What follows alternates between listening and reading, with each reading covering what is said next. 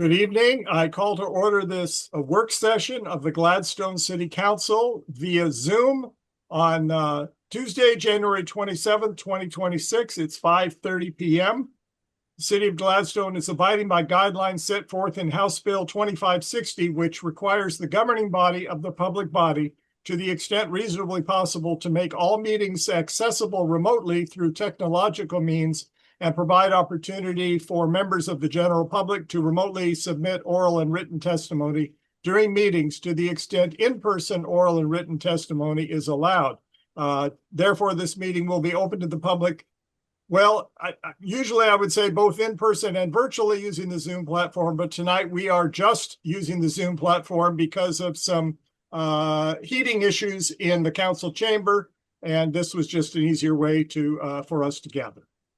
So Zoom instructions were provided to the public for our Zooms. Our policy during Zoom or during work sessions is that there's no public comment, so we don't have instructions about submitting requests for public comment. Three items on our agenda tonight: a presentation from Portland General Electric, PGE, an update to the City Council on the Sherwood Forest neighborhood water system upgrades, and then discussion regarding the upcoming 2026 Oregon legislative session, the process for dealing with requests for support and opposition to legislation. Administrator Betts, will you call the roll, please? Absolutely. Councillor Huckabee. Present. Councillor Farley. Present. Councillor Mitchell. Present. Councillor Garlington. Present. Councillor Blaug. Present. Councillor Labonte. Present. Mayor Milch. Present. And normally we would do a flag salute at this time. We are not in an area where we have a flag with us, so we will save that for our next regular meeting and proceed with our agenda. The first item is a presentation from Portland General Electric, and Administrator Betts, if you'd like to introduce our presenters. Yes, so tonight we are going to have Larry and Heidi. I just promoted them to panelists. Which one of you would like to share your screen for the PowerPoint?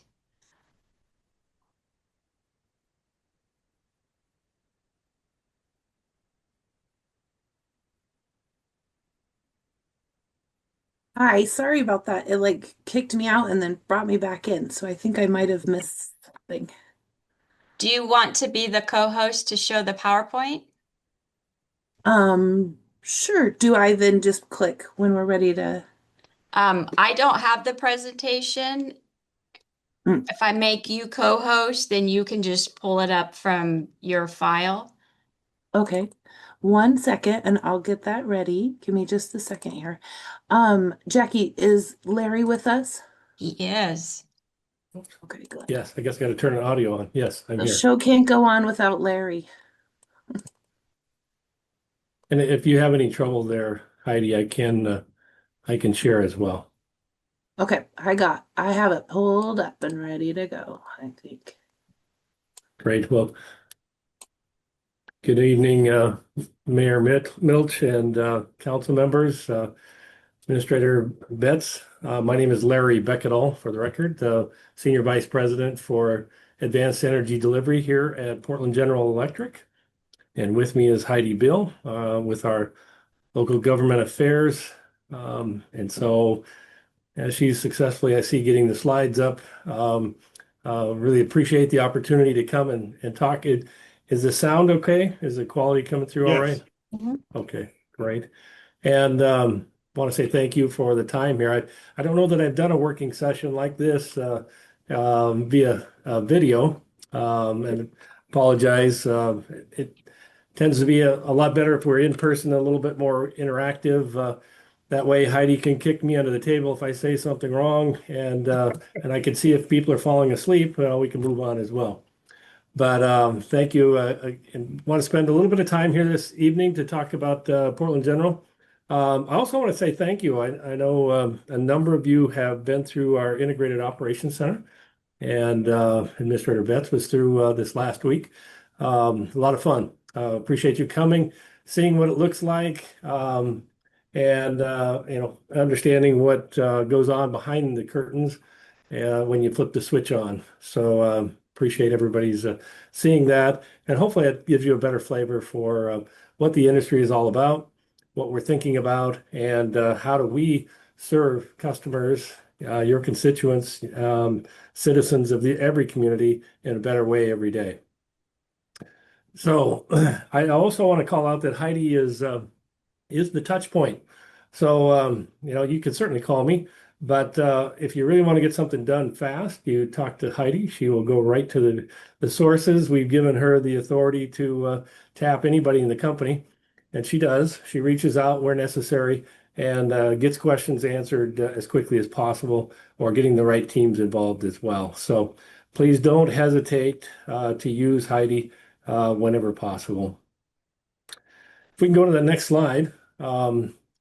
Want to, I'll try. There we go. So Does everybody it's see it? interesting as we Okay. are starting to think about planning and looking at some of the statistics associated with communities across Willamette Valley. And I think about Gladstone. We do have a number of employees that live within the community. But I look at the population growth, 20% since 1990. And I know that, as city limits, you're kind of bounded by others and by the rivers, et cetera, that puts a tight grip on, it's not a lot of free land out there to do industrial development and other sorts of things. But you're honing in on really livability, the commercial customers there and how they operate. We did find out that the one industrial customer was Lake Oswego water pumping stations, et cetera.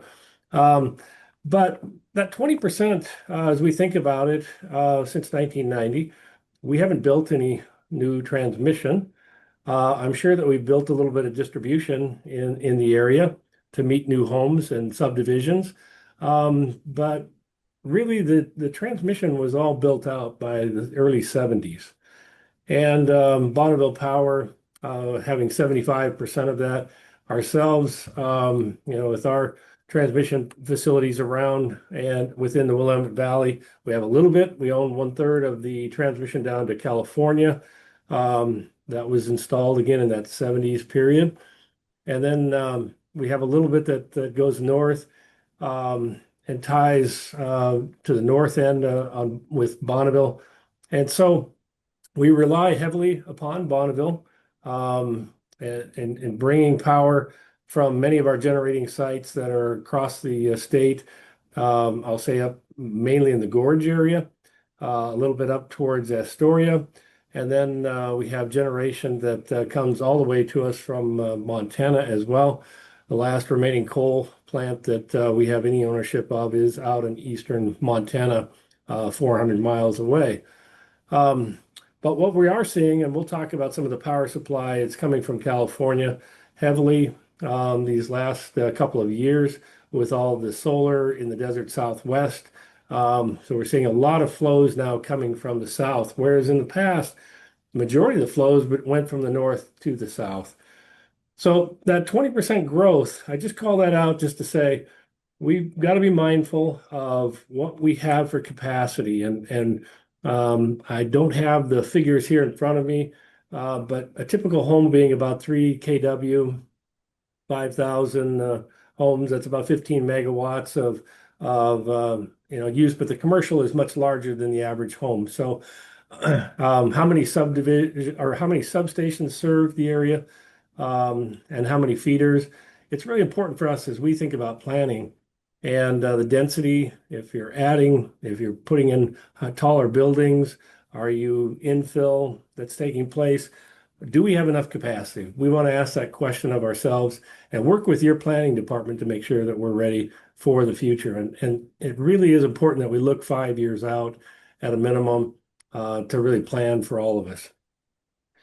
So with that, Heidi, if we can go to the next slide.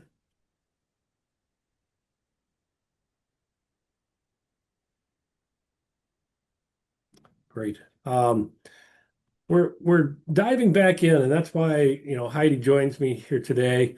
We're diving back in with communities. We're really feeling that we had stepped away from communities, got so wrapped up, I think, in all of the requirements of us as a utility that we haven't been paying the time and attention with all of our communities to work together. And so you're going to see us more. I love this photo of you, Mayor, and the Christmas tree lighting ceremony. Those are fun events. Love to see that. Someday I'll tell you my story in Crescent City when I was the chamber president, and the power outage took place right when we were giving out the major award, and you're the person on stage. So what I would say is that it's fun to see these type of events. Love to see the community coming together, and we'd like to be a part of that. So it's also fun to step back and look at what some of the older pictures looked like, what are the community and how much it's developed, and some of the projects that we are doing. Obviously, the new services when we are looking at subdivisions, you can see a few that are there. Replacing primary underground cable. Underground cable, originally life expectancy was about 25 years, depending on the vintage, the make of it, etc. Some of the older cable was much better. I'll just say I did a fair amount of testing of cable in the late 70s, early 80s when new polymers were coming out. And let's just say the manufacturers didn't do a really good job. And so there's a lot of bad cable that came out in those years between late 70s and early 80s that we corrected by 85, but we have to go back now and replace cables that have been going bad. So that's what I know this end of life you're seeing on one of the projects or the two projects there at the bottom. But even though they are, it is underground cable, it does have a life expectancy as well.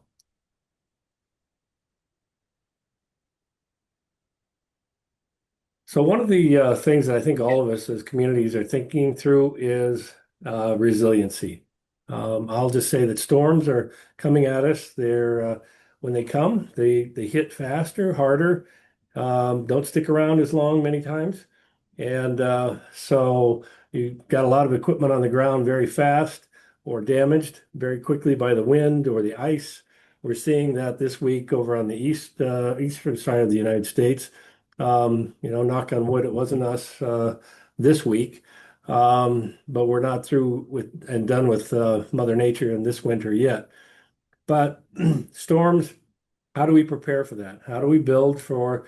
Are we going to see more like a half-inch ice or a quarter-inch ice? An inch of ice on a conductor, 1 foot long, is 3 pounds of additional weight.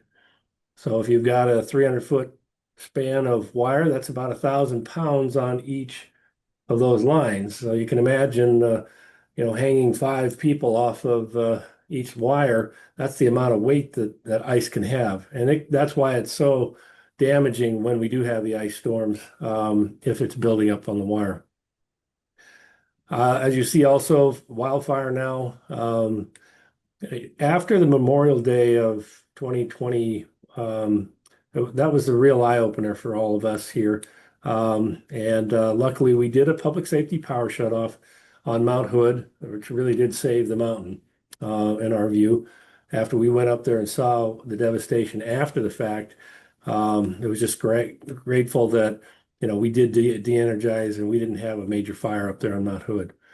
So we've got to think, how do we harden our communities?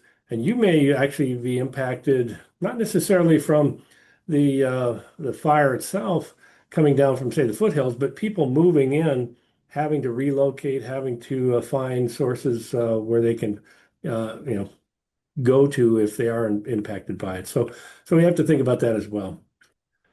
Cybersecurity, earthquake, Excuse me, may I interrupt briefly? Yes, please. Yeah, this is Councilor Bonte. And because you had mentioned underground wires, and while the topic was hot, I just want to kind of see, I know a lot of community members ask about, the aesthetic of underground wires. Is that something that PGE is looking to do in the future, or are we going mostly above ground? No, I would say, especially on the distribution, more and more on the underground.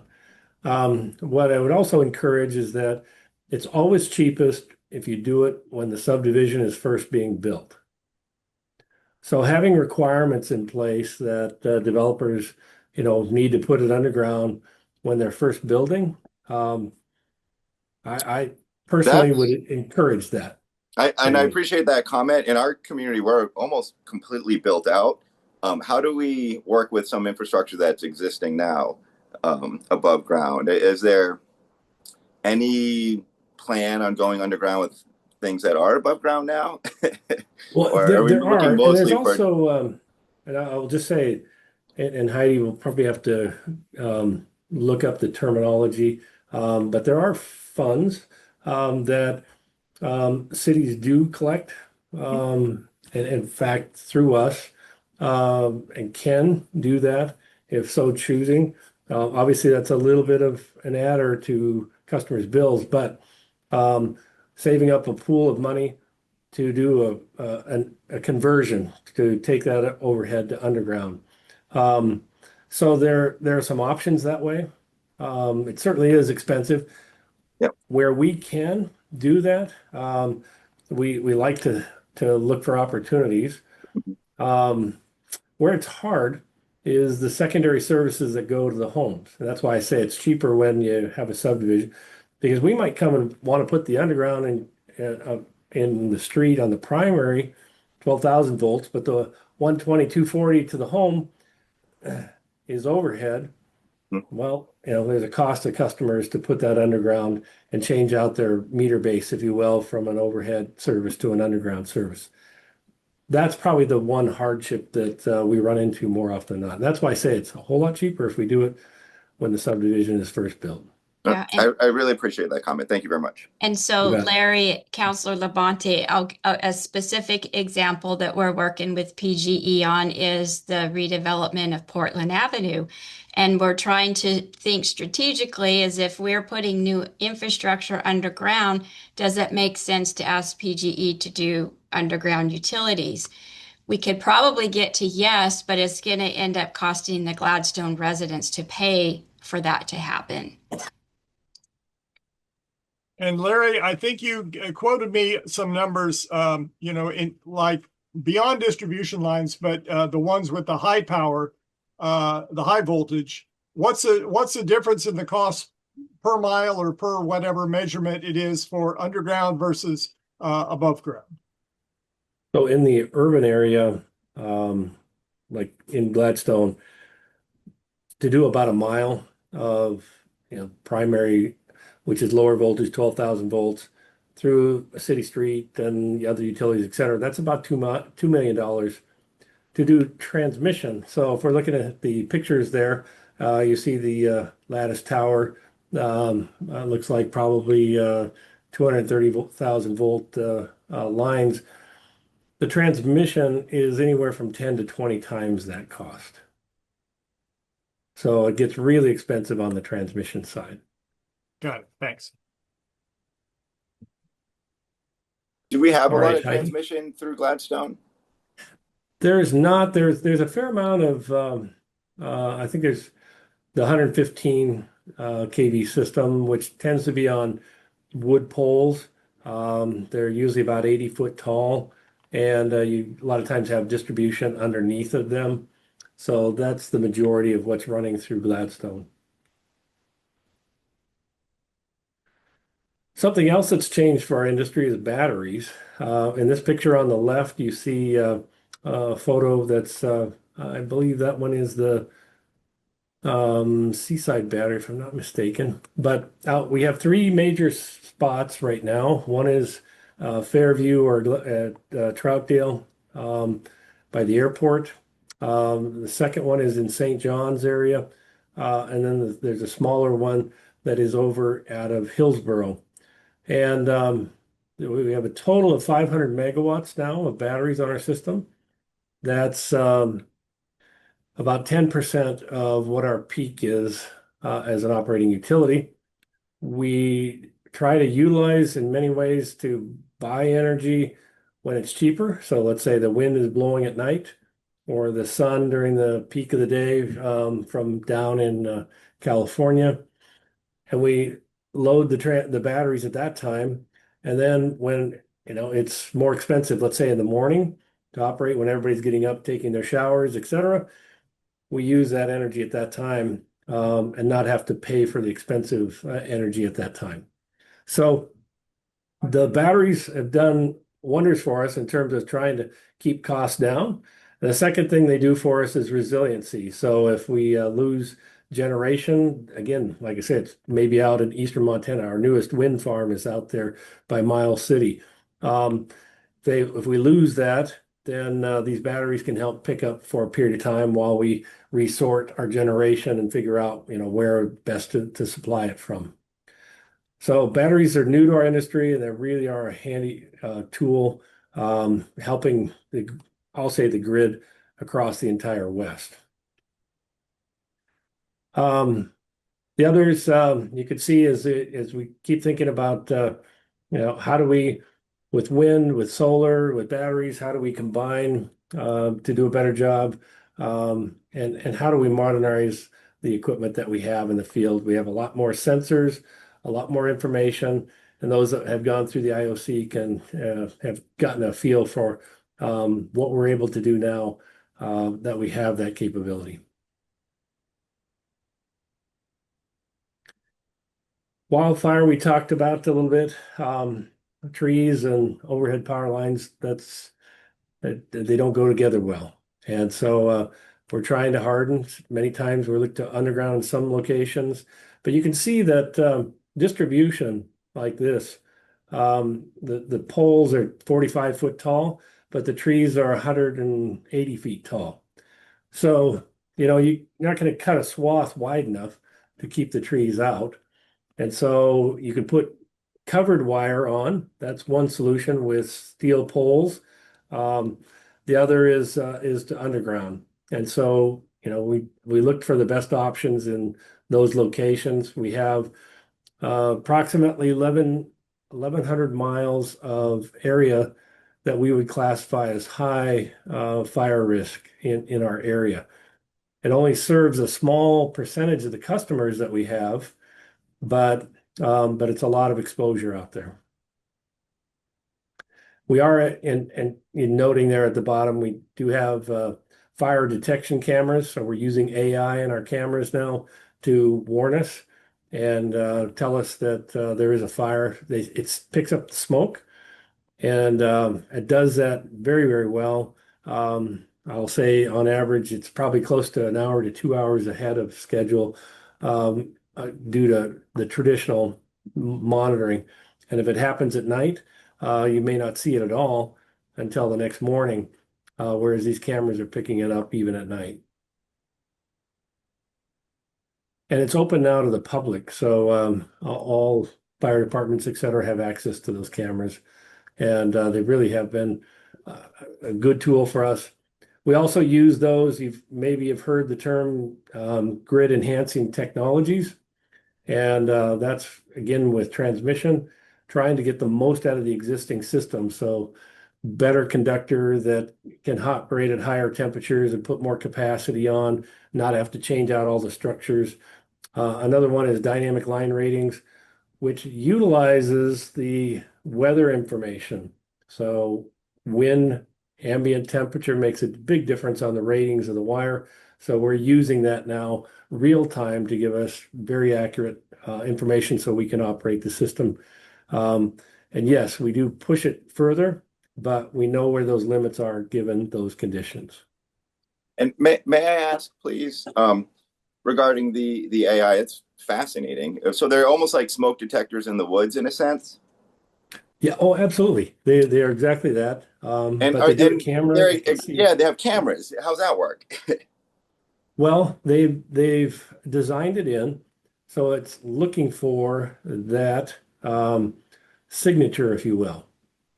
And Are these they're like now doing it. thermal cameras or like No, traditional they cameras or are heat? they are by sight. Some are starting to get to thermal, and they will use satellite in combination.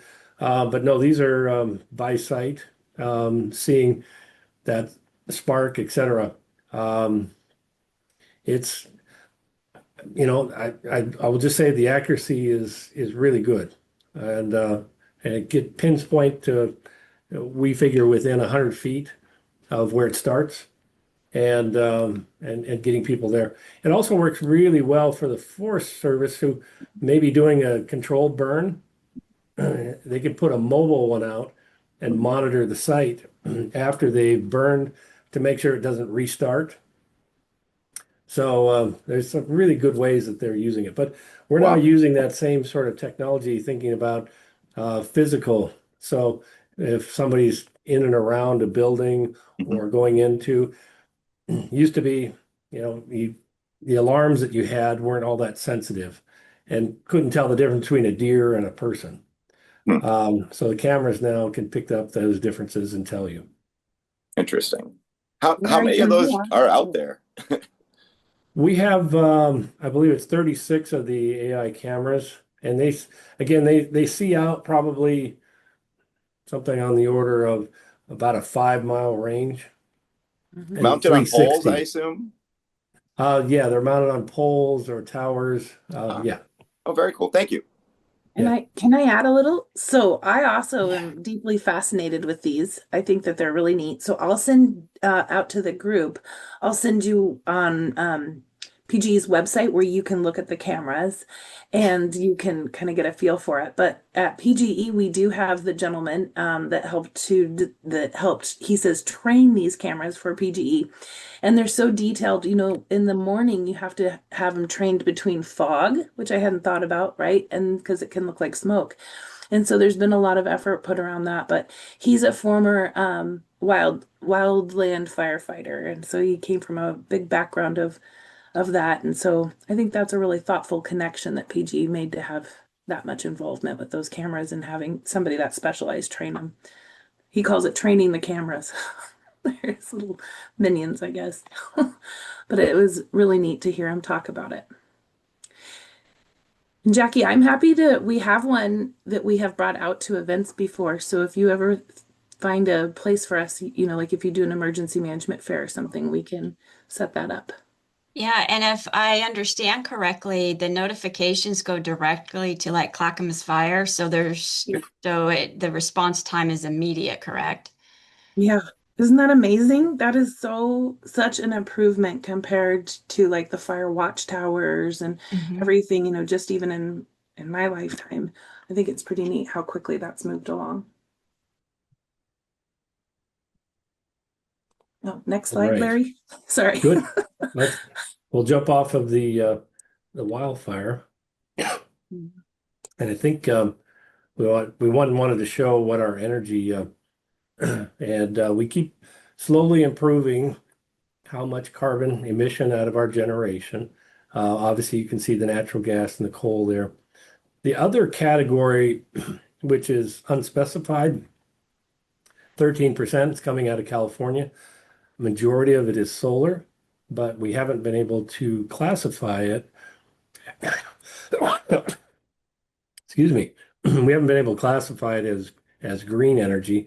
So we have to treat it as if it were carbon emitting. So we're trying to get that cleared up with the California ISO, so we know exactly where it is technically coming from and can classify it as such.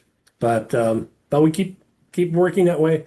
There's been a lot of articles in the newspaper the last couple of weeks, really talking about how difficult and managing between cost and also reliability to make sure that we move forward in the right direction. I think of Chair Decker, the past chair for the Oregon Public Utility Commission. Her statement was, look, we know where our North Star is. We know where the highway is going, but every once in a while you have to take a detour on the highway to let the kids go to the rest stop or whatever. But you're always got to get back on the highway. And so we have to keep thinking about that as we move forward to make sure it's reliable, make sure it's affordable for everybody. And so we'll continue down this path and keep thinking about how do we make this the best for everybody.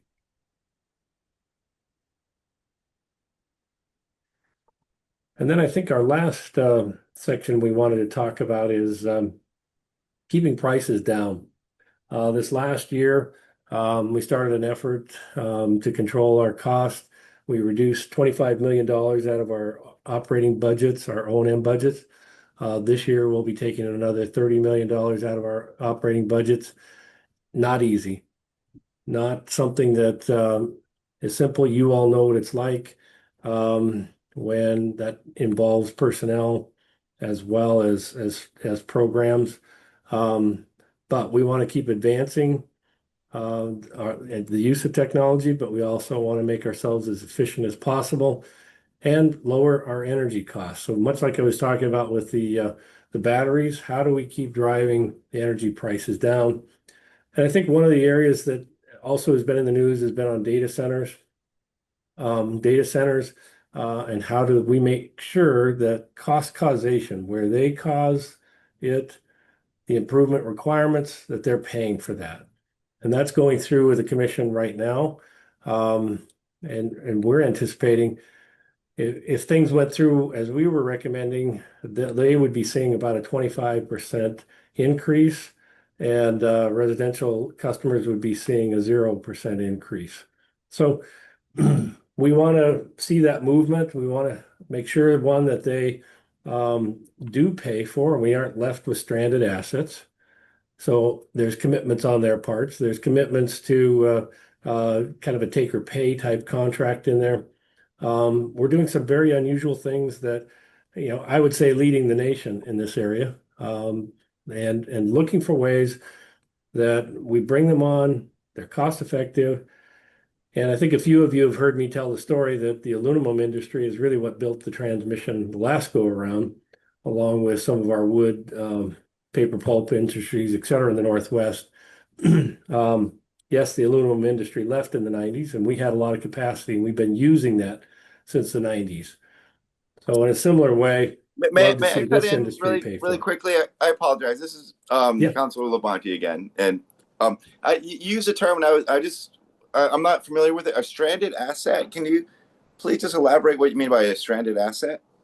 Well, let's say there's a plant that was, out away from everything, and you had to build transmission out to it, and you had to build a substation to it. You've seen buildings, industries come in, they've built out, they operate for a year, and then they leave. Yep. Vacate the presence. So who pays for all that infrastructure for the next, you were planning on 20, 30 years, and they left after a year. What we are building in is they will have to pay for, whatever they need and ensure that it's covered for the next 30 years. How? Well, again, there's letters of credit. There's, all of these guys, you look at their balance sheets, and they've got a lot of finance behind them. And so we're not afraid to ask for it. Mm-hmm. And we should. So that's what we're working on. Okay, And great. Thank you. yeah. And the last one, in thinking about customers, we have our income qualified bill discount program, and we want to encourage customers to take advantage of that. Those that are on fixed incomes, those that are low income, needing help. And so I think we might have one more slide that might have percentages on it too, Heidi. Yeah, there we go. So you can see the number of households in Gladstone that are currently on. Roughly 72% of those that are eligible are taking advantage of that. When customers call in, we talk with them about it and get them on the program. But many times, getting the word out through even the city has really helped across the valley. So we really appreciate working with you all, and don't hesitate. You can see phone number there where customers can call. But that monthly discount makes a big difference for a lot of our seniors and fixed income. Heidi, did you have something additional to say about that? Oh, I thought you were raising your hand. Me? Yes. Yes, Sorry. yes. Yes. We worked really hard with Michelle and we've decided on a date. You're Michelle out in your community center, which is a lovely spot. Um, we are coming out to sign people up for the IQBD program. So that will be, I think, in February. I should have looked up the I think it's date. But February 3rd. You had it on an earlier slide for one of our okay, Learn to good. Learn programs. Good. Yes, we're really excited to do that. Michelle has been really helpful and accommodating, and it will be, we're going to come back again in the fall. We have a few things that we're working on with Michelle to do even a bigger thing for resources for people. So we're really excited to support her efforts out there. So thanks for having us. Well, thank you. This is one of those places where we really need to partner with some of these agencies that, Mhm. for which, they have opportunities for people to get to qualify for a discount on their bills. We have people that have difficulty with their water and sewer bill that's done through the city. And we have a new finance director on staff who's really sensitive to this issue. And I noticed that you showed the percentage of people that you estimate qualify for this program who are eligible for the program, but not all of them are taking advantage of it. And in recent discussions about SNAP programs across the country, there was a statistic that Oregon had a higher percentage of people getting SNAP benefits than most other states in the country. And part of the reason for that is that Oregon made a special effort to make sure that everyone who was qualified for these benefits was actually enrolled and receiving them. And that's why we have a higher percentage than some states who I don't think they make an active effort to keep people out of it, but that's really the effect. And so I think an awareness that there's still 28%, maybe another almost 300 households that could be getting this discount, that through a program like you have at the community center, they may become more informed about it or share with their neighbors about it. And we will be addressing that affordability concern for them. So we appreciate that you do that. May I ask regarding those households, are we talking renters also, or these property owners? As long as they are the individual paying for the bill. I see. Okay. Yeah. Yeah. And we've worked in, sorry, Counselor. Oh, I'm sorry. Go ahead, Counselor Farley. Counselor Farley, you had a question. Go ahead. I do. I apologize. I didn't mean to cut anyone off. I was just curious, for the other roughly 4,000 households, are there any opportunities to alleviate their PGE bill burden? Because I've noticed I've had PG knock on my door offering me to pay more for green incentives, but I have not been offered any discounting services or anything like that. So is there anything for the other people that are not in this 1,042 household pool? There are programs, both kind of time of use, when you're, stay away from peak hours kind of thing that you can sign up for. That again lowers your energy cost due to that. There are also things like our demand response, I'll call it program. I hate that term, where you're participating as a flexible load, and we call upon those where we'll adjust your thermostat by 3 degrees during a hot spell or a cold spell for a few hours, and you're paid back credits for that as well. And that has been a really popular part. We have about 110,000 customers out of our 950,000 that are participating in that right now. We'd like to see that increased as well. But that's, again, customers being flexible and willing to adapt, during those peak hours, if you will. Larry, is that the smart thermostats? Is that what some people call it? Sorry. The smart thermostat program, is that what some people call it? Is that the same? Yes, yes. Yeah. And so, Counselor Farley, you can see those. We advertise for the smart thermostats, and it's through Energy Trust, but you can get those thermostats for a pretty reasonable price, if not free sometimes when they do things. Sometimes they'll have a Black Friday sale on Energy Trust, and they'll offer them for $0. So I used to be able to have that in my old house, and it was really neat to be able to control my energy and watch my energy while I was at work. I can I can lower the thermostat, or when I was coming home, it was like on a geo mapping of some sort, and so it would trigger it to turn on when I was like a half an hour away from home. But anyways, pretty cool stuff that can happen anymore. Do they have those for mini duct systems? Because I noticed the last time I was on there, it was Yeah. just uh, the hardwired ducted kind. They are now with the mini splits, because again, it's based on the meter. But there's actually some really cool, the new heat pump mini split that's out there is by Quilt. Reduces energy by about 30% now. And then it's fully controllable that way. And they actually look good. They look good. Are there other counselors who have questions or comments? You can use the raise hand feature because I can't see everybody at the same time. Yes, Counselor Labonte. Well, thank you very much. And I appreciate your presentation this evening. Thanks for visiting us with us virtually here. And collaborative partnerships are key.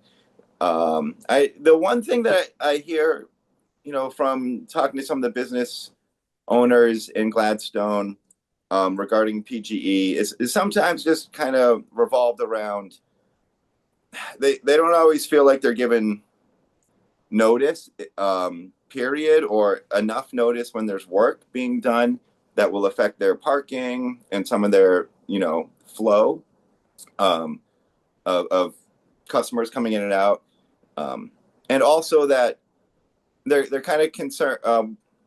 There are some questions about what is a finalized project when a pole is put in. Like, should there be gravel still? Like, how clean should the site be? When these folks talk to me, what are some things I should keep in mind when I'm kind of trying to, explain the relationship between PGE and the city and their business? Well, first of all, like you say, the permits associated with that come into play. But this is one of those perfect examples where I'd appreciate it if you grabbed Heidi and said, Heidi, I've got a customer here. Can we go talk with them? Because sometimes, and our employees and or contractors might be doing things that they aren't finishing jobs, or we left something, ran off for a storm and forgot all about it. Oh, for sure. We need to get back there and fix those right away. And so we would appreciate hearing that from you. Okay. And don't feel like you have to answer the question for us. Get us out there. Get us to, go talk with that customer, because that's what really is a value, is talking with them and saying, make sure that their experience is a good one as well. So we appreciate it. When you're hearing those things, by all means, direct us to those customers. Let's go talk with them and see if we can fix it. All right. Well, I appreciate that. Thank you very much. Councilor Garlington, go ahead.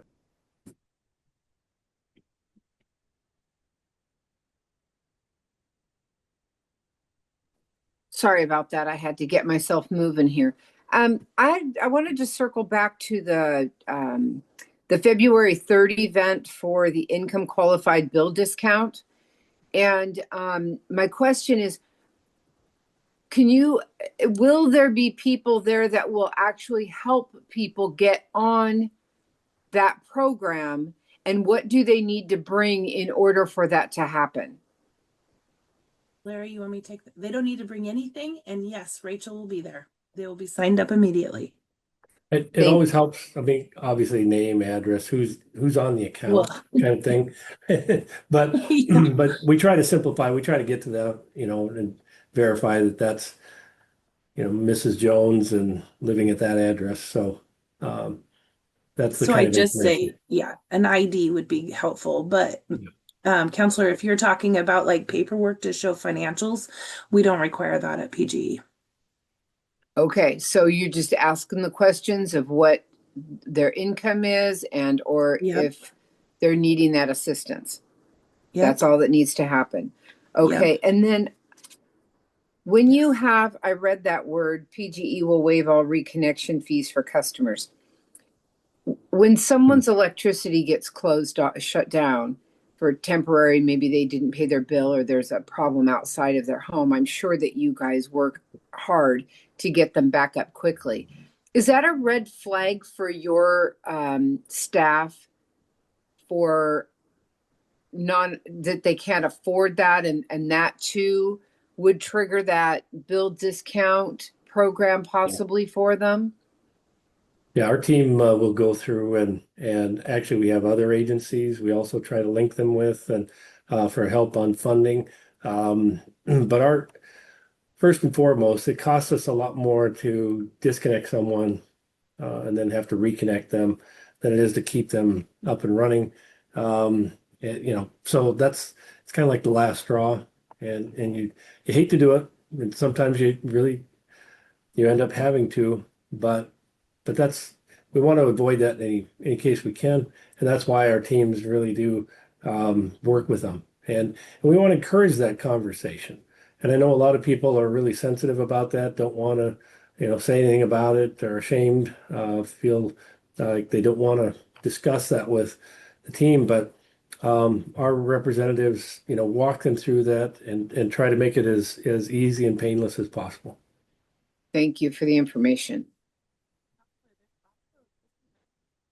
Farley's question too, but there's also equal pay. I think you have to be on your a customer for a year at that house. But then I've used that before too, where it does the average bill for you. And so that every month your bill's going to be X amount of dollars. And so that makes it easier for people to do budgeting for their home, and so like around Christmas time, if your energy use is higher than it would be, when you have more money, maybe in May, right? That way it allows you to have that budgeting flexibility. So that's another great tool that I have used in my life as well with PG.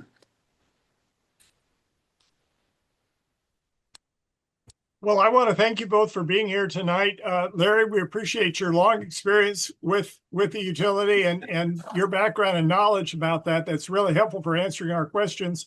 Heidi, I know you're relatively new, but for those of you who don't know, Heidi is a former city administrator. She speaks the language of city government and understands this, and that's why she's the one that we should reach out to when we have questions and issues.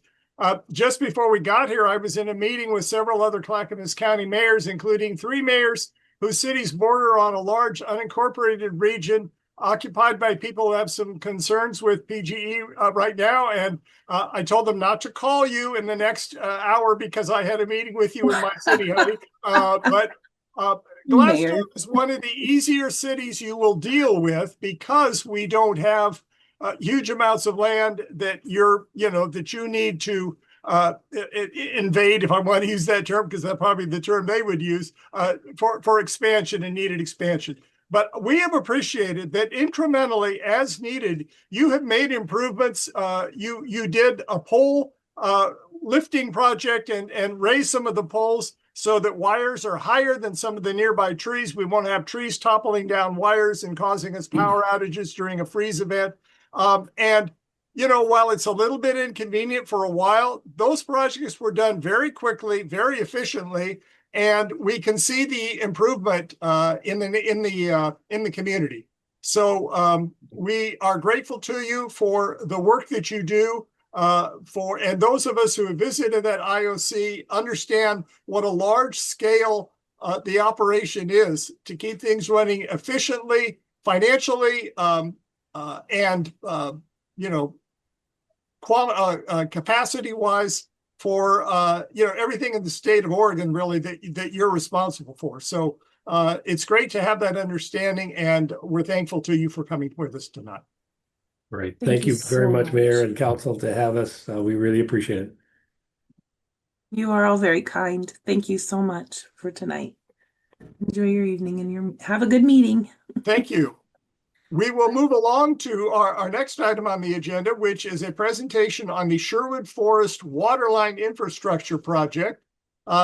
Council members, if you've looked at our goals for this biennium in our infrastructure section, this is one of the top goals, I think number 2 goal, and we'll get a presentation tonight from Silas Richardson, our Public Works Director, and we'll learn more about that and see where this project is going. So Silas, welcome.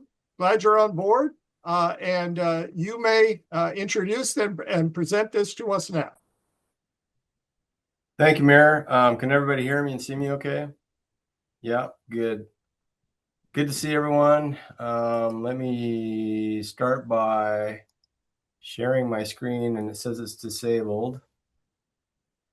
Jackie, can you enable my sharing? There we go. Okay. Here we go. And I'm going to go, can you see that? And I'm going to go to slide. How's that look? Everything look good? We can see it. Perfect. Okay, excellent. So yeah, I wanted to get with you and give you basically a general update on where we're at, just a brief project discussion of the Sherwood Forest water line. So I'll just move right along through the slides. Talking points for tonight, I just want to give you kind of a visual context and maps. Look at the project progression, some of the challenges, things like locates, the existing system, size, and then a need for a second connection, and I'll get more into that. Want to discuss what residents can expect during the project, and then also contractor versus city responsibility with a job of this scale, because it is a fairly large job, and then our overall timeline. So as I said, we'll get into some maps here in the next couple of slides, but there's going to be approximately 200 homes in the Sherwood neighborhood and about 28 to 30 on Churchill and Lancaster that will be affected and impacted with this project, whether it's water being shut off for a day, construction noise, general construction practices going on in the neighborhood, access egress, just challenges with getting around the project, coming to and from your home.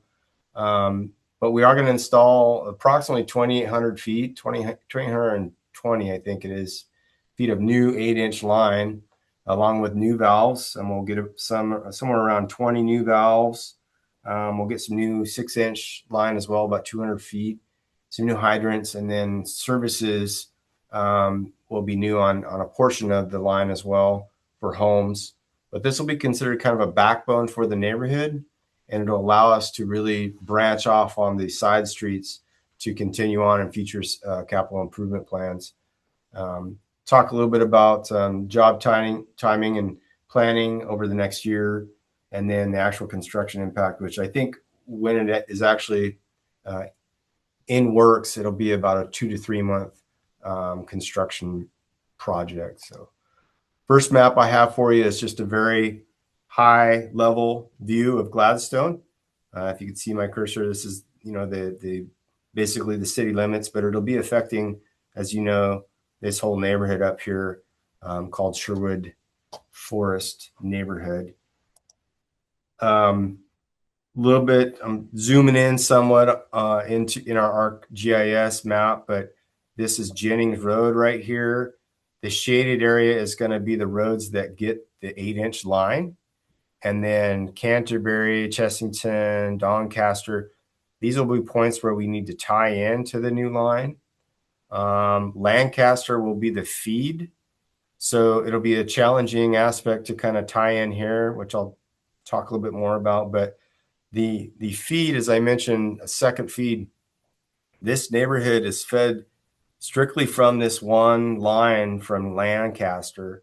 There's a line that comes down Churchill Drive, but it dead ends at Valley View. So actually in the master plan with this job, the Sherwood Forest job, there is a component of looping in the system right here between Buckingham and Churchill, which allows for kind of a secondary feed to go across Churchill and Lancaster. So that's something I'll talk a little bit more about in the rest of the presentation. But there are some inherent challenges with doing the shutdowns and making sure that we keep everybody in water. And that's the goal from my perspective, is I want to make sure that the residents, the citizens, the people that live there are impacted as little as possible, and for sure that we're getting them and keeping them in water through the entirety of the project. But the planning and scheduling, the sequencing becomes a bit of a challenge. So we've recognized that there is a potential and a need for a secondary source, and we'll talk more about that.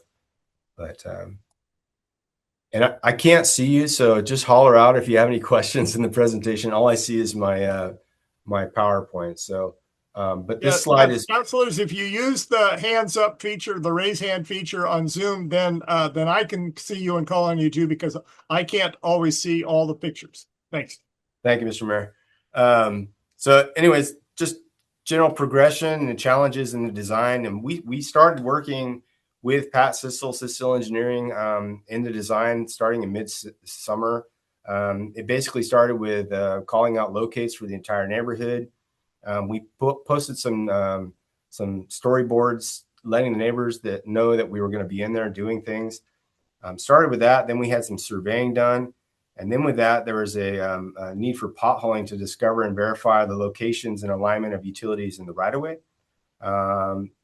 It's challenging because we don't have good records for the neighborhood, and the system and the utilities are old, and the materials are very difficult to locate. So with potholing, what you're doing is you're actually excavating down using our back equipment, and we're trying to verify key points where we know we're going to have to cross at intersections to see what sort of utilities are going to be there and potential conflicts for that corridor. It's also really important for the Oregon Health Authority because we need to know that we've got good separation between the wastewater lines and the potable water lines. So we performed all that. The scheduling for the pothole related to all the other needs that come and go within operations and public works. It was a challenge, but kudos to our crews and supervisors. Did a really good job over the summer. It wasn't all every day. It was broken up into time frames where you could commit to 2 or 3 days at a time, or maybe just a day that week, and then go back out and re-verify. And it was challenging, but we got a lot of good information out of it to help with the design. There are some other utilities out there that are going to be a bit of a conflict. There's a gas main specifically on Dogmar. I think I'm pronouncing that right, but it's basically in the corridor it's not supposed to be. So Sissel Engineering has been talking to them on our behalf. They're aware of it, but they're going to need to move that before we start the project. So it's a bit of a scheduling issue and challenge, just because it's, their crews doing the work and we're kind of at their schedule at that point. But we are engaging in that conversation and working through it with them. As I said, it's Director Richardson. Yes, sir. When you say talking to them about it, you're talking about to Northwest Natural, then the gas company, not the residents, right? That's correct. Okay. Yes, sir. Okay. The gas company itself, they recognize it and they will be moving it. It's just a scheduling point or a piece of information or point at this juncture. We need to move forward and make sure that we can get them to move their gas line before we start our water line project. So, but as I said, it's an old system, and part of the challenge with bringing in a new system or bringing in new infrastructure is you want to keep the old system intact and then bring the new line up so that they're basically running together. And right now with a single connection at Lancaster, that's kind of hard to do. We can do it, but it'll take some finagling in that intersection. And for future, it would be nice to get a secondary source, and I'll talk about that in my next couple of slides. But because of the vintage of the infrastructure, valves just weren't. The standards weren't as rigid. Now, they could spread them out as far as they wanted, really. So you've got 2 or 3 blocks in between valves, and when you do a shutdown, there could be a potential that you're impacting a lot of homes at one time. Also, the age of the valves are at such that we don't know if they're going to shut down completely because they won't seat in the valve because of corrosion and things. But we're working through that. We're doing strategic planning, and we're going to be prepared for it. But we do want to take the time to make sure that we can do it correctly. And we also want to make sure that we don't have any breaks along the way during the construction, because we don't want to impact customers more than we have to. So as I said, there is a challenge and kind of a need for source water. There's a potential for either. We've got a couple options. As I said, we could build a new line from Buckingham to Churchill, or we could develop an intertie feed from Oak Lodge Water. This is just an idea at this point. I've only engaged with the supervisor in conversation, just kind of talking about it. The next step would be to actually formally requesting it, but nothing has gone further than that at this point. And so I think I'll move on to the next slide to kind of give you a visual of what I mean by that. So this is Churchill Drive. You can see there's a gap in line here between Churchill and Buckingham. So Oak Lodge has a 16-inch line that is a feed to their reservoirs. And we would basically be tapping that 16-inch line and bringing a line over with valves and tying it into our Churchill, which would then feed this way across Jennings and be able to kind of be that second source if we had to shut the feed off at Lancaster, keeping the neighborhood in water. So that's an option and kind of a need at this point. The second option for source would be to run about 250 feet of new 8-inch between Buckingham and Churchill. And as I said, this was a component of the Water Master Plan from 2014. So can we get that incorporated? How can we get it in the schedule? And then the cost of it as well. I'm exploring options to see if maybe it's something we can do in-house and work it into our normal operating budget. But at this point, it's just a thought and a need, and doing my best to kind of come up with some ideas and get creative, as they say, to see if we can get this done. Silas, Yes. I do want to add, it's a brilliant suggestion, and I want the council to know that the ideas that you're coming up with on this for interim water is really good work. So thank you for that. Thank you, Jackie. Is there another question? Silas, do you have a preference on either? Is it both? Is it yes and, or is one of these easier than the other? No, both would be great, but the preference would be to do this loop, Counselor. I mean, absolutely, because it builds redundancy in the system so that if anything was to happen, downstream, so to speak, or over on Lancaster, you've got a whole nother feed that's going to be able to get across Jennings and keep people in water. And it would improve fire flow because now the water would be flowing through two connections. There's a lot of wins there, but there's also a win with the Oak Lodge connection too. There's just a lot more agreements that have to be made, IGAs. But if you have that intertie, there's a possibility that then we could potentially feed some water back to them. Obviously, they're a much bigger system, so it would have to be case by case or a smaller scale. But interties are good as well. So both would be the most ideal. But my preference from a director's standpoint would be this second option. And what would be the easiest? Probably the connection from Oak Lodge. Okay. Yeah. Thank you. Yes. And Silas, one more thing. When we look at a two-dimensional map like this, you don't really get appreciation for the topography of the site. But, anybody who's driven Jennings from one end to the other knows you go up and down like a roller coaster on there. And you're talking about a part of the neighborhood that's pretty much at one of the highest elevations of Gladstone. Does that present any additional challenges to you, or are you feeding from water tanks that are about that same elevation? Well, actually, sir, this whole upper zone, we call it, is fed by the Webster pump station, which is located in between the two reservoirs off Webster Road. So those two steel tanks there have a building that have a pump running all the time, and they're controlled by a very variable frequency drive. So they will ramp up slowly as more demand to maintain a certain pressure within the neighborhood. So that does pose a bit of a challenge. If we were to lose power or something was to go on, it causes issues. But we also have redundancy up here from Oak Lodge in the form of pressure reducing valves, that if we lose power and those pumps are offline, as pressure drops, those PRVs open up automatically, sensing the pressure, and they will keep the neighborhood in water, the entire upper zone, which is the neighborhood that we're talking about, Sherwood Forest, but also pretty much the whole upper Butte, I'll call it, which is to Webster and a little bit across Webster, that hilly part. But you're right, it is a bit hilly up there, but the pressure is maintained through mechanical means or pumps at this point. So Thank you. This is something we sort of take for granted because we turn on the water and it's so, reliable. But to understand the challenges and the technical challenges and the technical know-how required to address these issues, it's really helpful that now and then we get this exposure and awareness of it. So I appreciate your sharing. Thank you. Yeah. A couple more slides we'll get through.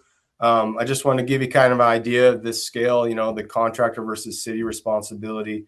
Obviously, communication is key from the contractor, project management on their part, and then job safety, tidiness, I'll call it, picking up after themselves, making sure that it's at the end of the day buttoned up, so to speak. Holes are covered with steel plates, because there's a lot of kids out there, I know when I was a kid, nothing better than finding a construction site that you could explore. So things like that. Change orders, if they happen, just having good communication there and making sure that we're following our process for requesting those. Attend, kind of weekly project update meetings, follow the plans and contract documents. Submittals are any materials they're going to use or any sort of pipe or fittings that they're going to use. They need to vet them with us first, and we need to make sure that they're approved and work for industry standards, so to speak, and ANSI specifications and things like that. If they're having subcontractors, who are they and what's it for? We want to know that so that we're aware and want to know how that relationship's going to work. Paving, we want to have clear expectations, and that if they're paving, what are their qualifications if they're having a contractor do it, that they meet our standards as well. When it comes to new lines, there's certain testing you have to do. You have to do line pressure, where you pressurize the entire system up to 90% of the normal operating, or a max of 120, and it can't reduce more than 10% over a 24-hour period. So if it does, then you got to start looking for the leaks. Also chlorination. You need to run water and inject chlorine to get it to at least 10 parts per million or higher, and let it sit. And when you pull the sample, you need to have a pretty good chlorine residual left. I mean, if it drops dramatically, you've got an issue, and the tests need to come back clean for tolucoliform as well as E. coli. The existing main, we want them to be aware and not disturb it. If they're digging around any of the current connections, most of this stuff isn't restrained mechanically, so it has a tendency to pull apart when you don't have that earth holding it together. So just having that really good communication and being present when they're doing that sort of work, so that we can react if we need to. Punch list corrections, closeout. That's what we would do at the final kind of walkthrough, and identify things that need to be changed or fixed before we close out the project. As-built information, tracking that with us or with the engineers to make sure that as it's built, we're getting any sort of changes. Like if we call out for a 45, but they used it at 22-degree bend, that we get that captured, so that 50 years from now, when the next people maybe put in a new water line, they've got some of those records to look back at. And then just the final invoice closeout. As far as city responsibility, it's much the same. It's tracking and doing inspections, and making sure that our standards are adhered to. Good communication, obviously, change order tracking again, shutting down the system, customer notification. That's one of the things I forgot to mention. Just today, Jackie and I met with a consultant, and we're going to start developing a communication plan. And I think one of the first objectives this summer would be to have an open house with the neighborhood to kind of talk about the overall project, maybe give a presentation like this, and just keep them informed ahead of time as much as possible. Because that's the other thing, is I want to try to mitigate as much confusion in communication, because I know you get a lot of questions from the community, which is great. And I just want to make sure that we're all aware and ready for the project when it kicks off. Silas, maybe we can have that event at the park up there in that neighborhood that not a lot of people know about. Jackie mentioned that. Yeah, definitely. Yep, we talked about that, but that's a good point. Yes. Yeah, Nick Shannon Park, we figured, is close to the neighborhood in the summer. And if we give them an update on the project, it lets them plan ahead enough next summer with their vacation plans. So true. All good stuff, and we're working on that right now. Let's see, where did I leave off? So communication with customers, obviously, ensuring customers are kept in water. So anything that does happen, being able to respond to it, fix it quickly, get people back in water. As I said, once the new line is being laid and installed and it's connected after testing, we want to keep both systems intact so that we can strategically do the tie-ins and switchovers with whether it's a service or actually side streets. So that's planning strategy with the chlorination and testing, the switchover of new services, the side streets, strategically planning that out so that when we shut down, we already have stuff excavated so we can make it as quick and easy as possible to get people back on water as soon as possible. And then ensuring that those as-built are developed and stored. Of course, all the locates that we'll have to take care of, and then ensuring that it's paved back correctly. And then last question I have is just a real rough influx, nothing set in stone timeline, but I did my best to kind of give you some markers, and a lot of it we've already accomplished. So we started in, I'll say, around June with locates, surveying, the pothole, and then the overall design based on the water master plan. By November, we're done with potholing. The design, civil engineer has about, I'd say, 80% or more complete of the actual plans. Just in December, we did a really thorough review and really recognized the need for the connection from either Oak Lodge or looping our distribution at Churchill and Buckingham, which is, again, part of the master plan CIP. Then this month, we started planning discussions, and then PG just got us their as-built for the neighborhood. So now that's another missing link for the overall site development, plan development. We need to know where that stuff is. We're thinking it's in the same ditch with the existing main. That was pretty common back in the 60s and 70s. But so Pat is working on that for us. We've already developed a pretty good strategy for shutdown sequence to try to be as impactful or least impactful as we can to customers for disrupting services, and then just continuing the design, finish plans, and as I mentioned, we're starting to develop our communication strategy. And then so from February till, I'll say, May, we'll have the plans completed with an RFP ready to advertise. May to, let's say, January of 2027, the main project will somewhat be on hold, but we'll need to develop and hopefully construct that connecting loop in distribution, or the connection with Oak Lodge. And that really is kind of budget dependent at this point, what I'll be able to do with our budget, what our crews possibly can do. And again, just really start that communication plan with residents. And as I mentioned, hold the open house, for the summer of 2026. So then if everything goes well, yeah. Will we need to put out an RFP just for that connector loop, or will that be done in-house? I hope we can do it in-house, sir. I really do. And if it's something we do, if we do the connection with Oak Lodge, we can definitely do that in-house, I believe. We would contract out the tap for the 16-inch line, and just run probably 60 feet of line over to our existing line on Churchill. I'm confident we could do that in-house.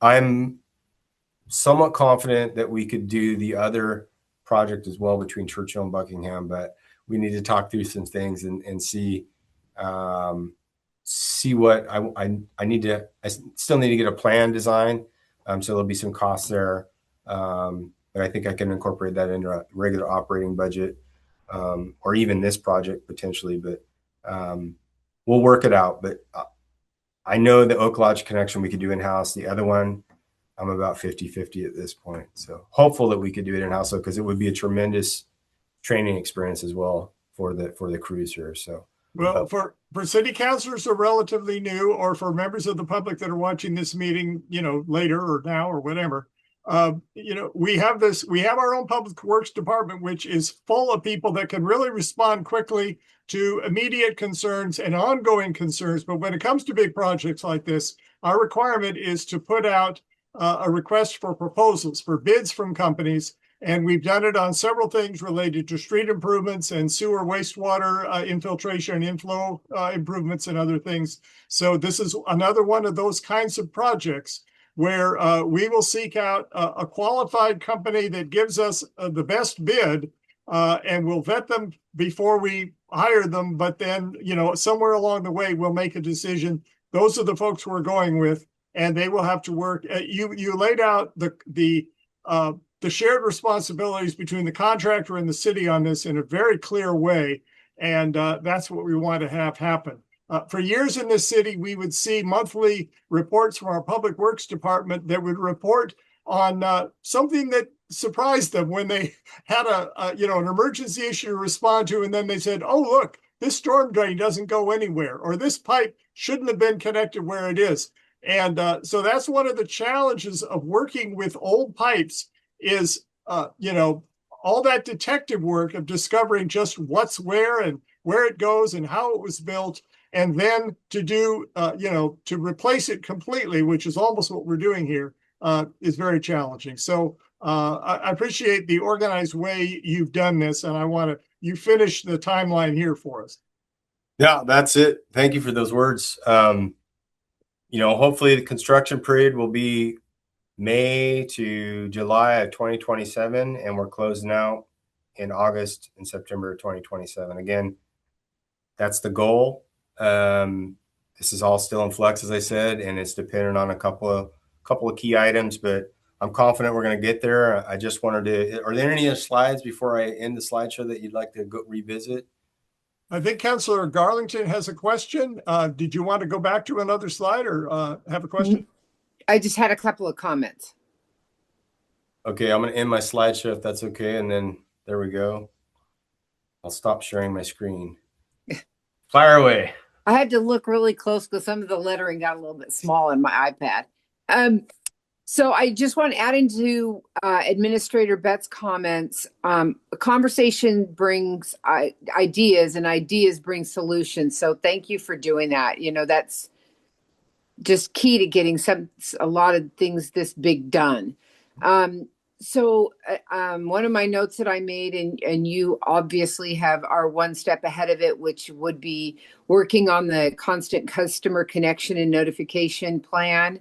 So I appreciate you being ahead of the game on that. Speaking about the neighborhood meeting, so I don't believe there's any of us that live up in that area. So it might be that we get invited to that meeting. I think that it's important to have a presence of support as much as we can all over the city, that we support this kind of project and that, we are aware of everything that's happening. I had a question about the age of the West. I know we have a lot of pumps all over the place.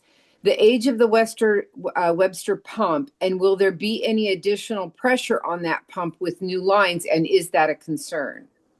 No, it's not a concern. The pressure shouldn't increase or decrease. We do have a CIP, some money budgeted to do some studies on that pump station to see if we can optimize it and bring it up a little bit to some more modern standards for VFD and some componentry and SCADA, as they call it, monitoring internal. But we shouldn't be increasing the pressure.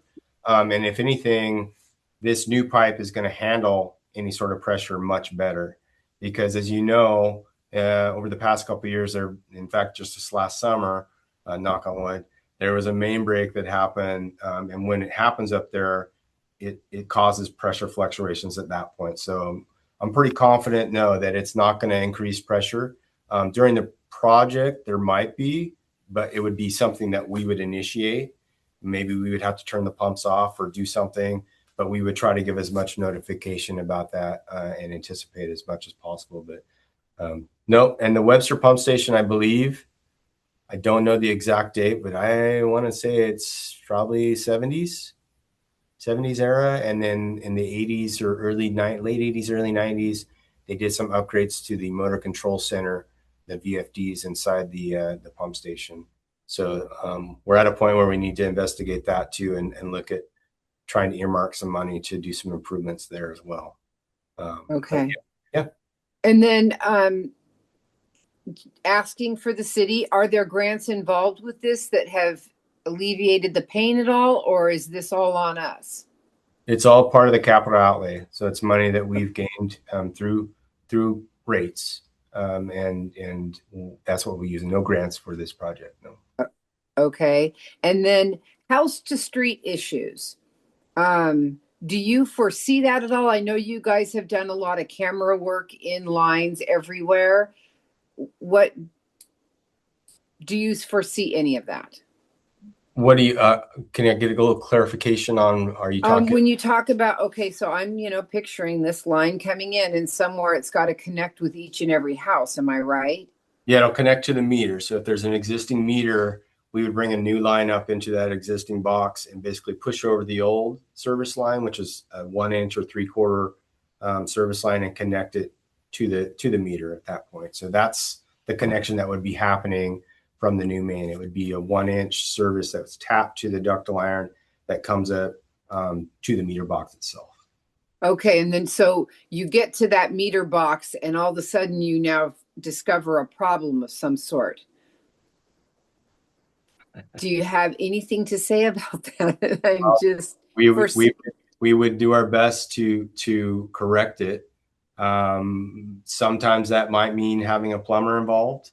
Hopefully it's something we could do because we're responsible up to the valve on or the fitting on the backside of the meter. Hopefully we don't encounter that, but that's one of the things we'll be doing in the interim while the project's on hold, so to speak, is we'll be doing some investigation in the meter boxes to try to make some good notes and be prepared for that once the project starts kicking off. Because the more information you can have and be aware of that, the better off you are before you get there and into that situation. So, yeah. All I can say, Silas, is good luck. Yeah, thank you. I'll take that luck. Thank you. Another Councilor question.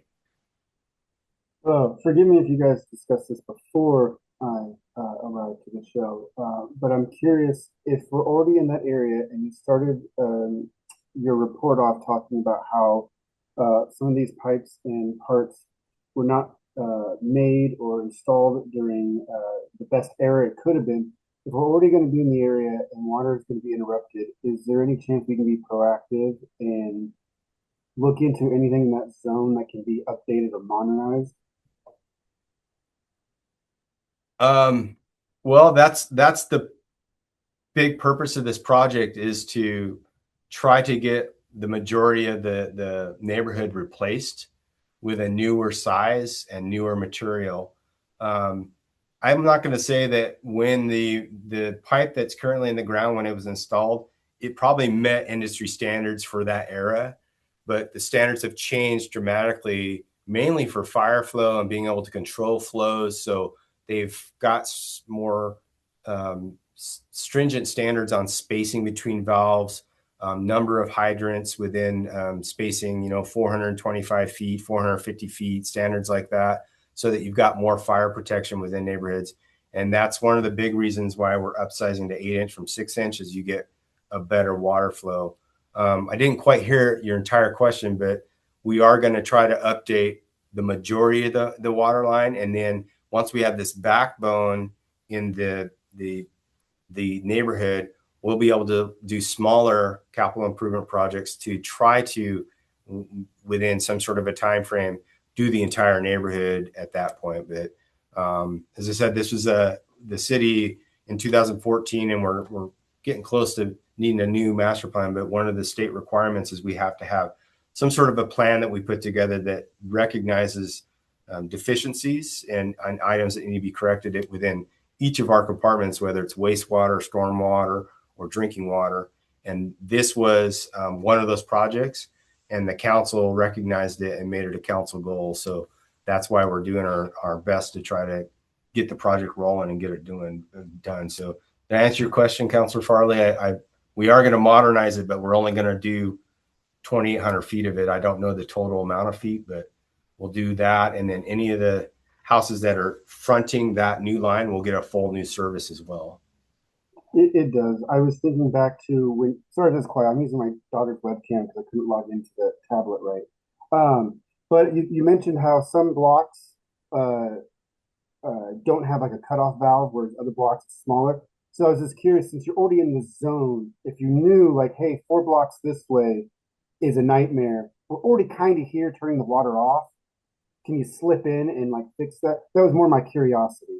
Yeah, yeah, no, and we're going to do our best to make things like that happen. Absolutely. If there's things that we can do even ahead of the project to make it easier, we're going to evaluate that and try to do that. But you're absolutely right. If there's an area where we could add a valve or make an improvement with this project, we're going to utilize and get the most money, most bang for our buck, so to speak, for lack of a better term, with the project. So that's a great point. Yeah, we'll do our best to do that for sure.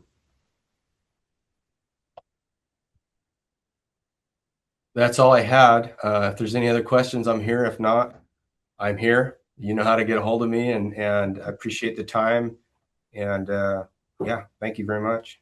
Silas, have you looked ahead on that water system plan to see what's the next neighborhood that might we won't be looking at a similar project? Is there another one that's similar era that maybe something this is coming up? You know, I haven't in depth. I think more of it is there's things like things related to meters and webs and reservoirs and a Webster pump station and some deficiencies there. I think there are some specific lines identified maybe, but I haven't looked into the neighborhood, so I don't know off the top of my head. But okay, so this may be the biggest one of this scale that you'll be doing. I and think then so. working on other aspects of the infrastructure. Yeah, All I right, think thank you. That's helpful. And if I may just kind of follow up on that, Mayor, and Silas, I'm wondering, I know my time with the traffic safety advisory board with our city, a topic that would come up would be the water meters, like in the sidewalks that are a little wonky. Maybe they kind of collapse a little bit, or the lids aren't so good. Is that something that you guys are kind of looking at and trying to work on as you go through the city? I know many of them were replaced a few years ago, but we see them around. No, absolutely. If they call in, we'll come out and evaluate it. If it's something we can fix, we'll take it on. And we rely on our contractor. We get a maintenance list every month from things that they recognize while they're out there as well. Yep. Okay. So it's definitely something that we've become more proactive in since I've come on board. We go out and evaluate those things and try to take it. But anytime we get something like that, if a customer wants to call in, we'll do our best to go out and take a look at it and try to correct that. And those the folks out on the scooters bopping around town making measurements, that they're the ones making the observations on. Yeah, it's meters. They're meter readers. Yeah, incorporated, and I think they ride electric bikes in Gladstone. But some of them are on mopeds, but the reader that does the work here, they ride an electric bike, and very good. Come up and look, and if they note something with the box, they note it, and it creates a list for us to look at that month. Great, thank you very much. Yes, sir. All right, I think that's it. Silas, thank you very much. Jackie, we'll move on to item 3. Thank you, Silas. Thank you. Good night, everyone. Okay, so as you all know, next week is when the 2026 Oregon short session begins, and our email inboxes will get loaded with requests from lobbyists to either offer support for what's being proposed or opposition. And I figured this would be a good time to have a discussion to give me some guidance on how the city would like to either participate as a group or an individual. I know last year it was sometimes very difficult because their turnaround period to provide comment can be 1 or 2 days. And obviously we don't have enough time to have a council meeting to make a decision on that. So I made some participation options down there. If you guys have had a chance to look at that, I'm just liking to have a conversation to see what your thoughts are on how the city of Gladstone would like to participate.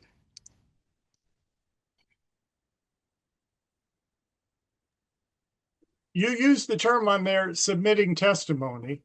And that's not necessarily verbal testimony before a hearing, but sometimes that's a letter that comes out on behalf of the council or on behalf of the city representing a position that the council has taken.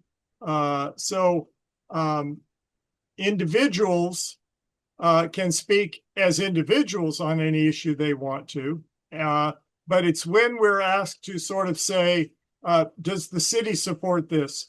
Do the cities in this county collectively support this? Those are the challenges in a short session because of the limited time available to really, reach a consensus.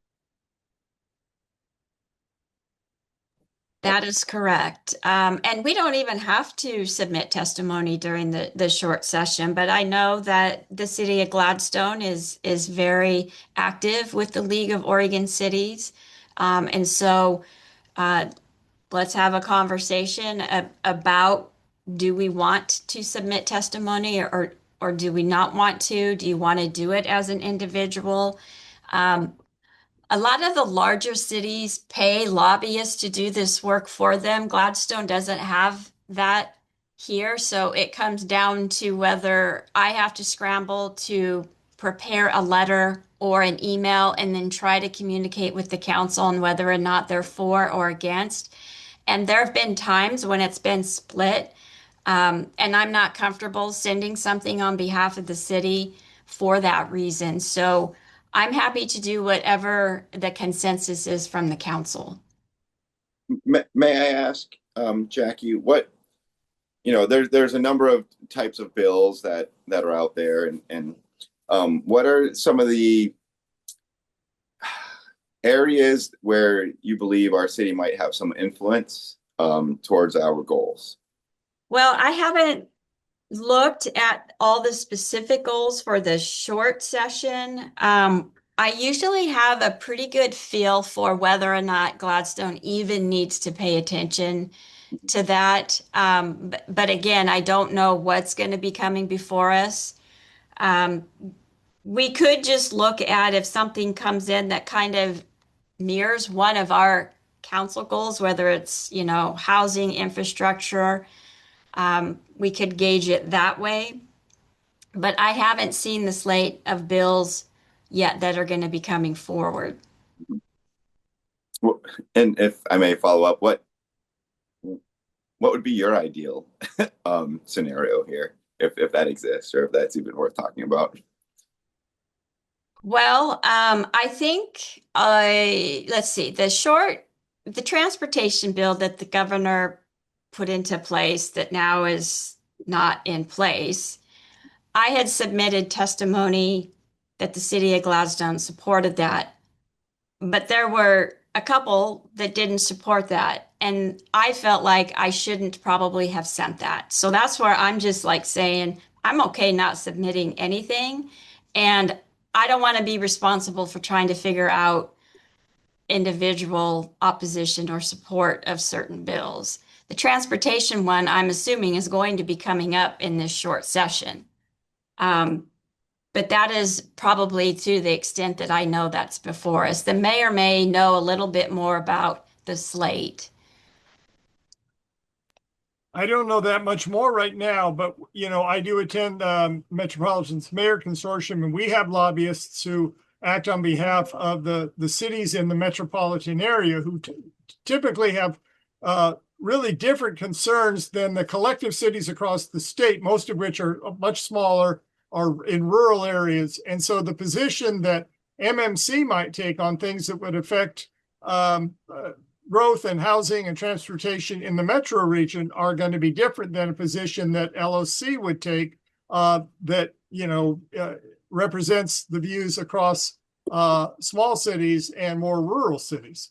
But we will get some updates on bills that are coming forward, and we can put out information on which ones would impact us the most. And if we have an opportunity, we can discuss them or compare them and see how they compare with our goals. We did a process last year where LOC gave us a list of about maybe a dozen or so things, and we were to sort of prioritize them and say which are the ones that sort of match up with our priorities. And that was a great exercise in then being able to say, yes, we support the state having programs to train people to do water infrastructure work in our communities because we all need that. These were things we could come to some pretty strong agreement on, but you have the luxury of having 6 months to do that during a regular session. And in the short session, if it's 35 days, we might only meet once during that whole time and really don't have that opportunity to explore them in depth. I want to hear from Councilor Garlington.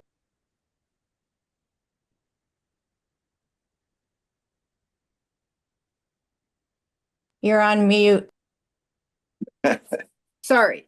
Councilor Labonte, I just want to say thank you for asking Administrator Betts basically what her bandwidth is on this, because it can be, rush, rush, rush. And then if something gets said or done wrong, who takes the onus on that? Do we want to stick our neck out for every little thing that comes up?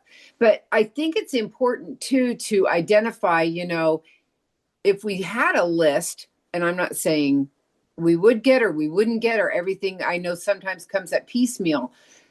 I think it's important, first of all, to identify what's on our goal. And as a whole, I think if it's on our goal, we pay attention to it. If it's not, then the onus is on us as individual council members to support or not support that particular item, which I always say to people, get out there and show them your support. It's important that our elected officials know that we like something or we feel like they're wasting their time. And it's okay to say that.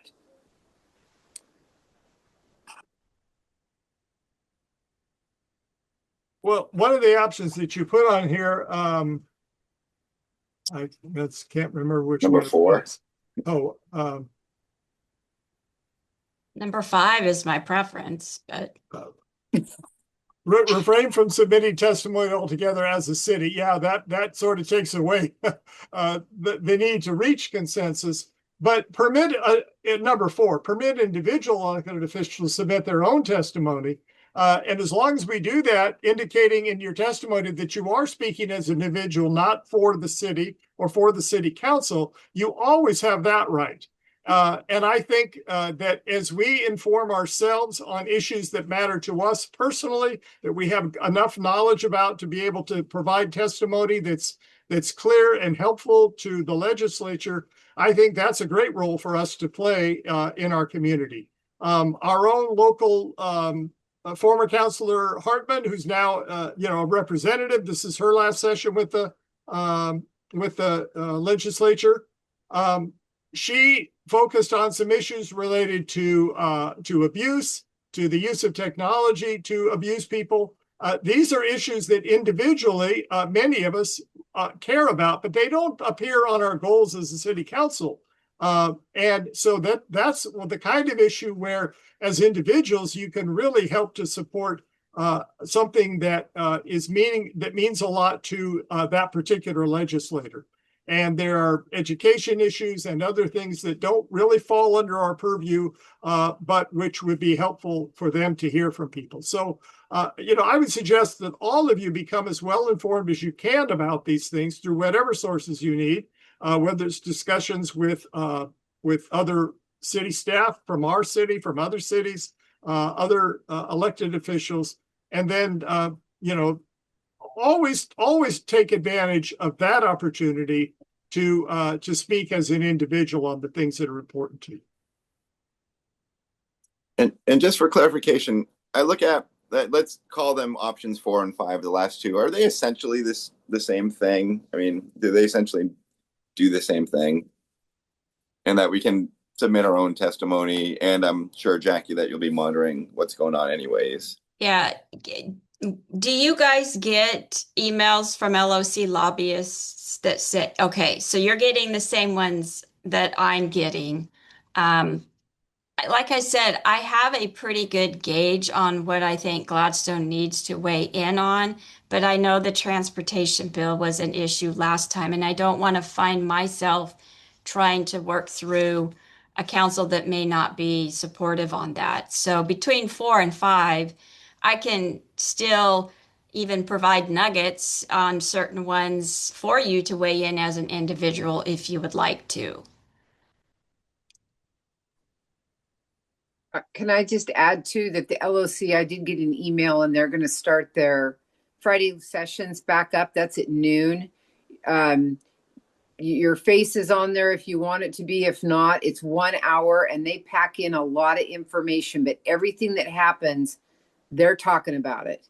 And you get a big overview on what it is, and it's really informative. And it's just basically turning on your radio to listen to what's going on. And it's worth your time. And even if you can't watch it live, you can also see the recording of it later. So, if you're working in the daytime and can't participate with it, and not very many, there's 100 and 200 sometimes people on that call. Very few of them speak up and participate, but all of them, even later, can see the discussion and the presentation of these lobbyists who specialize in certain areas of legislation and really have all the know-how and how bills are progressing and changing along the way. So I would double down on that recommendation.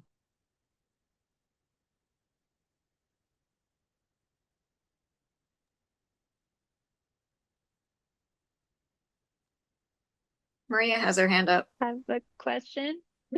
Go ahead, Maria. Sorry. Councilor Mitchell. About the recorded LOC session on Fridays. Does the recording come through on the email we're sent on Fridays?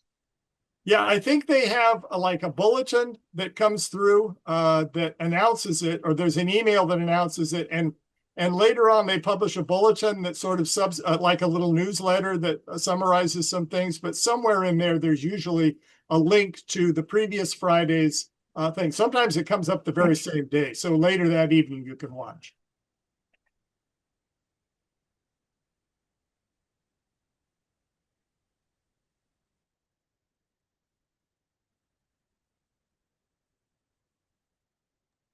Well, it sounds like, absent any specific knowledge of bills that specifically pertain to Gladstone, and that doesn't always happen, sometimes we are supportive of things through a group like C4, which we know impact some of the other Gladstone cities, Clackamas County cities, more than they impact Gladstone. But Gladstone wants to be supportive on behalf of our neighboring cities in order to collectively have the strength of a county that's speaking together.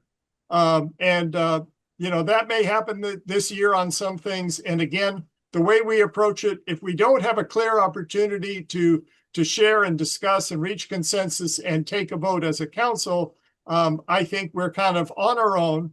And occasionally there'll be something that seems pretty clear to Administrator Betts, but she might check with us in advance to say, does anybody have a problem with this? This is something we've supported in the past. This is something that'll help us get more childcare in our community, or, it reflects our goals. If that happens, we'll just count on her judgment for something like that. Does that sound appropriate? I see some heads nodding. So, yeah, we'll kind of play it by ear.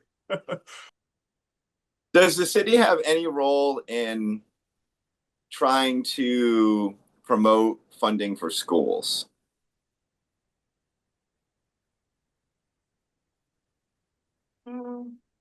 There was a bill a couple of years ago that that our school districts and many others had to make use of this past year when they were hit with large increases in PERS contributions.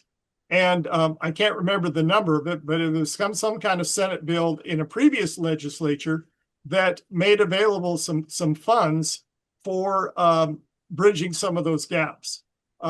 So I don't know what our role was, if any, in getting that legislation passed when it was passed. But occasionally there are things like that, and there are often proposed modifications to the system by which they determine how much funds are in the state budget for school fund. So yes, it certainly comes up. The legislature is the one who makes the decisions, but we have not, as a city, and to my knowledge, in any recent years, taken action on legislation of that kind. Jackie, any thoughts on that? I think for this short rapid fire session, I'm not sure they will have any school related. I always think that it's good as elected officials that if there's something that's going to benefit our school district, that we would weigh in on that. Like the mayor said, we'll go through a process when they have their regular session where the city council will get to vote on priorities, and then we will be able to have a clearer picture. It's just this rapid fire session where things are going to go really quick, and I'm not sure we're going to have an opportunity to get everybody together. But yeah, certainly if there is something that comes up at the legislature for schools, um, we've always tried to be supportive of that. So we can certainly continue to watch for that as well. My understanding is it's a lot of like budget adjustment in the session. Well, and they could be looking at what the federal revenue impacts could be to the state budget and be wanting to address that. But I'm pretty certain with all the talk about the transportation plan that they're going to be also discussing that. Thank you, Jackie. You're welcome.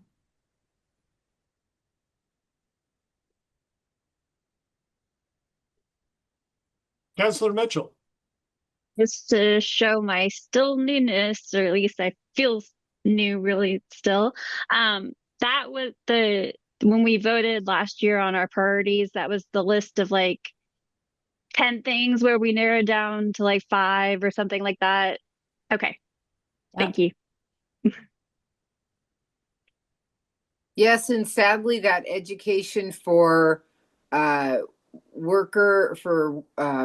more education for water plant treatment, that I don't think it made it. I'm pretty sure it didn't. I believe the apprenticeship program did, but it wasn't funded to the level that we originally thought it was. Thank you for that clarification. Yeah. I feel like when some of these come up, several of them are no-brainers, right? We want more childcare in our community. Yes, we want DV and SA survivors, to have more avenues for help and protection. Like, I think those are kind of no-brainers that we've already weighed in on. So I would very much dislike an opportunity for us to be a united front on those things. The things that we just, I feel that we know what we want to say on those. And because I'm just slightly concerned, and I'm not sure if other cities are doing this, that the impact will not be the same if, the mayor is providing some testimony and then I'm providing completely opposite, or, is it really going to have that impact still? I don't know. I wouldn't think it would, but.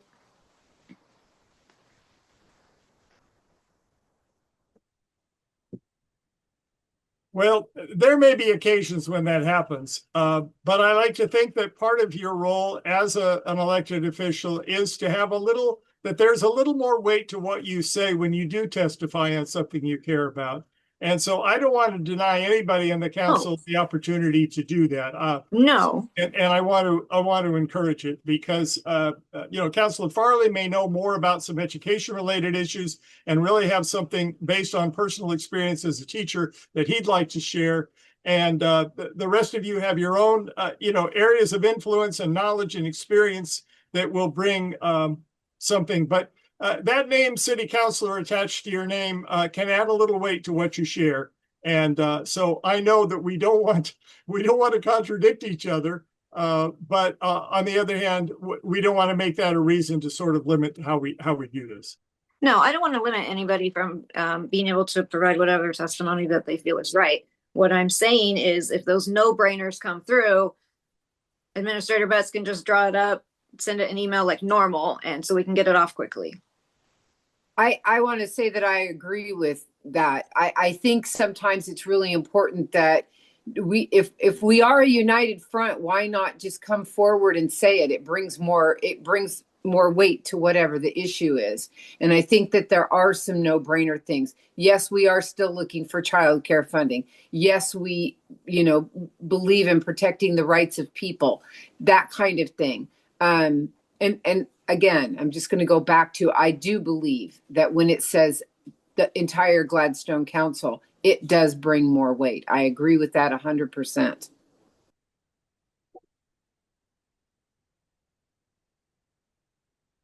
It's about So, as clear yeah. as mud for you, isn't it, Administrator? Yeah.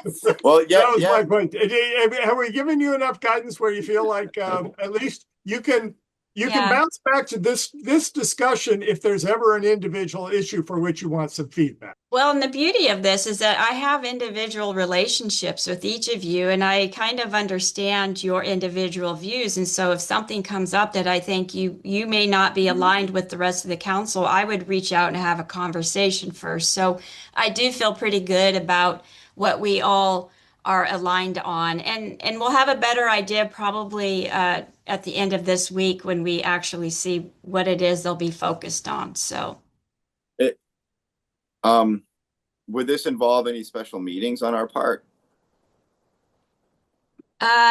Well, you have the February 10th, but honestly, these lobbyists are like, if you've got to schedule a meeting and get a vote, they've moved on to another city on that. But yeah, we'll see how it goes. I do suggest that you watch the Friday LOC legislative updates because that is the best way to learn about what's going on in the whole state of Oregon. And there is like over 200 people on those calls. So that is very helpful. And the weekly bulletins will help us track. So if something came up, I would reach out to you. I feel pretty good about it. I just know that we did have some divisiveness with the transportation last time, and I don't want to find myself trying to figure that out. So. Yeah, that was one of those issues where there was strong consensus that we didn't want tolling. And all the work that went in for 2 years from all the various lobbying groups and county groups was to present as many alternatives to having tolling of our roads on the 205 as we could. And they all, all of them, most all of them made their way into a package that specifically repealed all the references to tolling from earlier legislation. But for some folks, having any revenue sources at all, what was complicated the issue. So, well, let's. I hope that we've given you enough guidance. I appreciate that relationship that you have, that knowledge that you have right away on things, and we do have both a regular council meeting and a work session scheduled in February.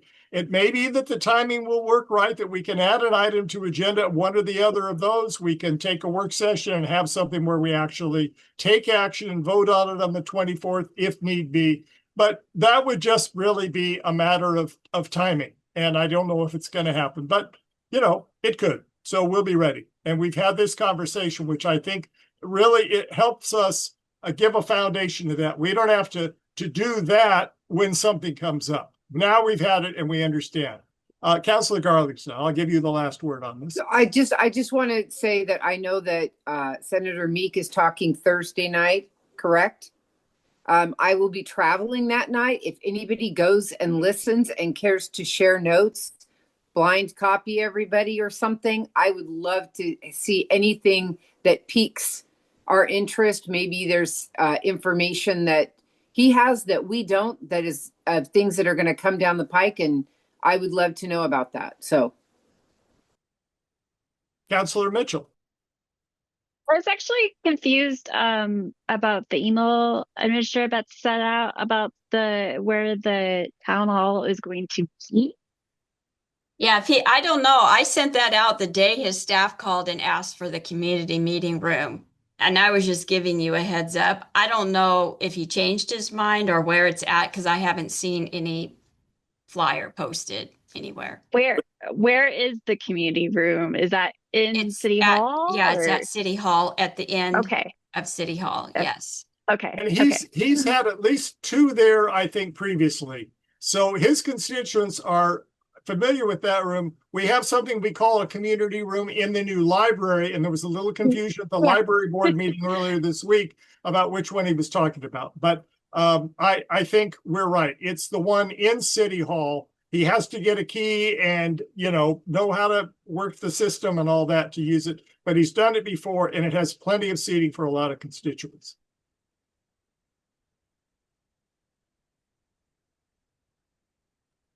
Okay, I think we're ready to adjourn. It is 7:25 p.m. Thank you, all of you.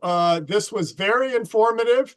A good second meeting for Councilor Farley, and a good meeting for all of us to be informed in depth on some of the things that are really important in the city that we all don't always get to go into that deep on.